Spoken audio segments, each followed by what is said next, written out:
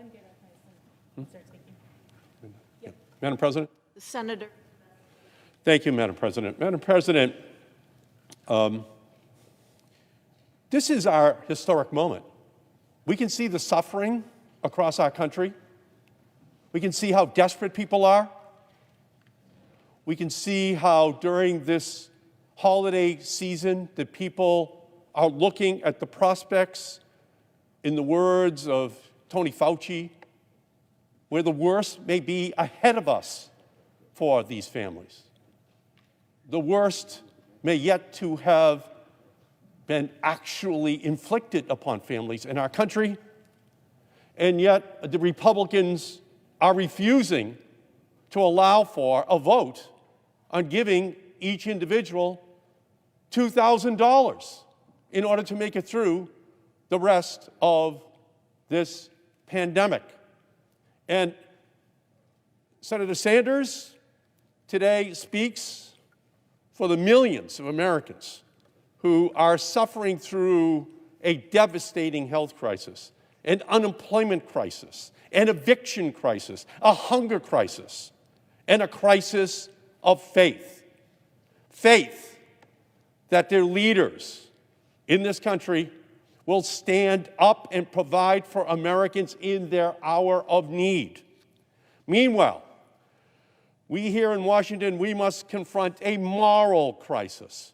Why can't we keep working families from starving even as we stand ready to approve a massive defense bill? That's why I'm here with my colleague, Bernie Sanders, to call for a simple vote to provide $2,000 in direct cash payments to Americans across our country. It's this simple.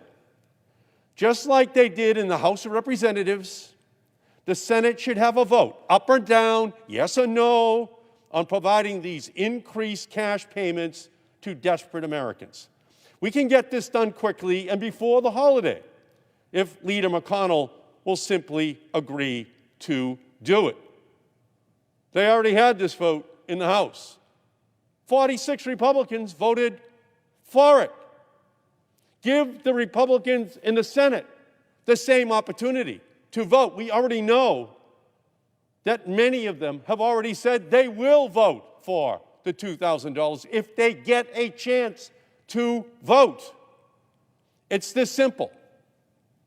We can do this because a simple vote will just say that you want to provide a grand total of $2,000 to Americans who need it to pay the rent, to keep the electricity on, to buy diapers, to pay for life-saving medication, just to survive this devastating pandemic.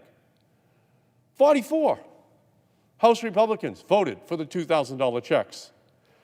I believe that Republicans in this chamber will do so as well. And President Trump has already made it very clear he will sign that bill. So we can see where the opposition is. It's the leadership of the Republicans in the United States Senate.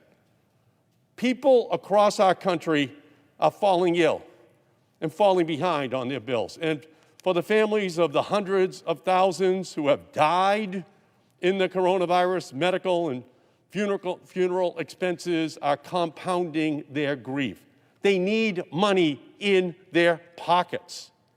In Massachusetts, this past Sunday, we hit 100 deaths in a single day, the highest death toll our state has seen in a 24-hour period since the very beginning of this pandemic. In the week before Christmas, 21,000 new people in our state applied for unemployment benefits, just as Donald Trump let these protections lapse before millions of Americans were losing their benefits, and that is a tragedy.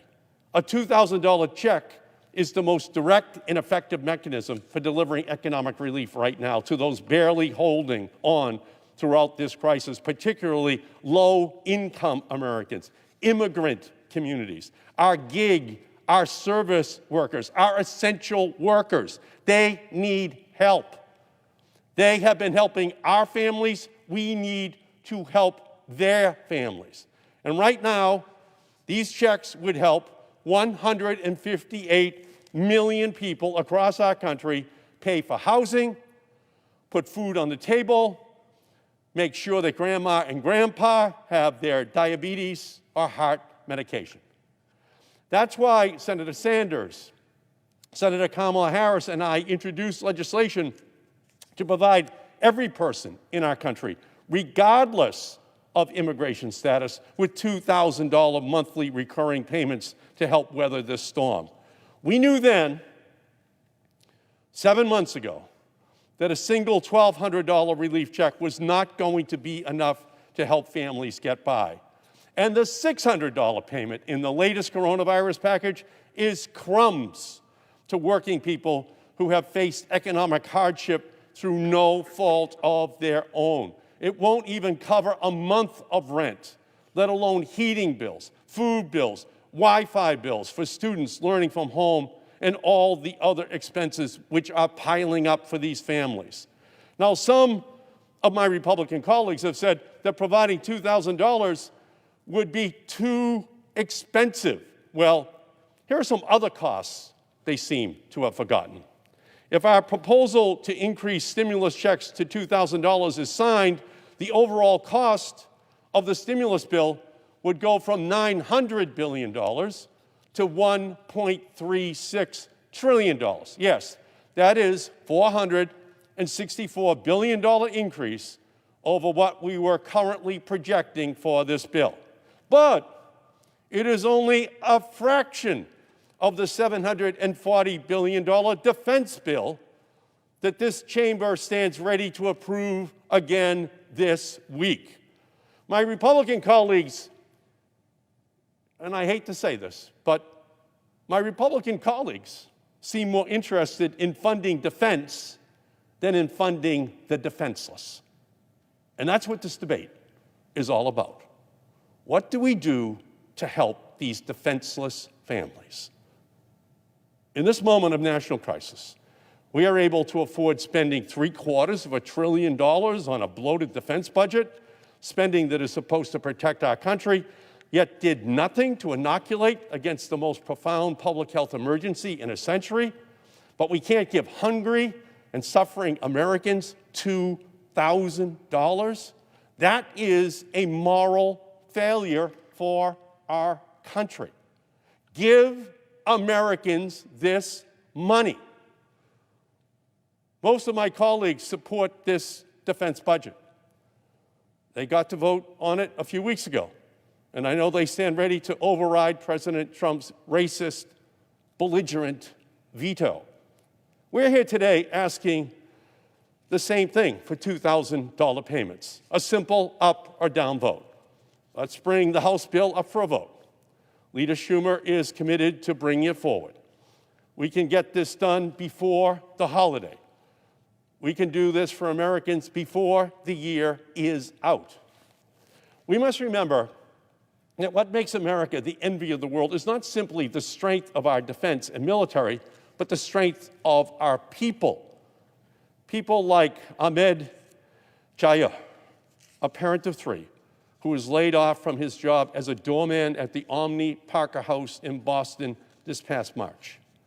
Ahmed receives $400 a week in unemployment benefits, but it is not enough to cover the bills that keep rolling in as he now faces expiring health coverage as well. Or people like Tanya DeStefano from Spencer, Massachusetts, who gave birth to a beautiful baby boy on Halloween and returned from the hospital to find an eviction notice taped to the front of her door. These are the stories that should be driving our fights. These are the people who need relief now. And these checks will go right back into our economy because people will spend this money. They need it for the necessities which are confronting their families right now. Last week, Donald Trump used these people as political pawns. He stalled signing the coronavirus relief package, claiming that he wants to give $2,000 checks to every American.